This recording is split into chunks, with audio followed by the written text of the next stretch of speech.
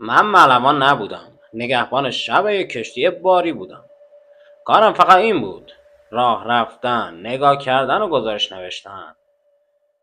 شب سوم سفر وقتی از کنار قایق نجات رد شدم، دیدم بنداش شال شده. عجیب نبود، دریا همیشه وسایل تکون می‌داد. تو گزارش نوشتم و رد شدم. نیم ساعت بعد وقتی برگشتم قایق نجات نبود.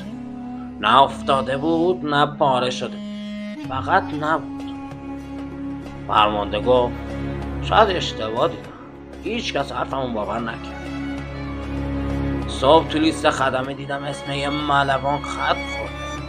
نه فوت شده بود نه مفقود، فقط خط خورده بود. پرسیدم فرمانده این که؟ فرمانده گفت اون شیفت دیشب تو بود دیگه. ولی من تنها بودم فرمانده.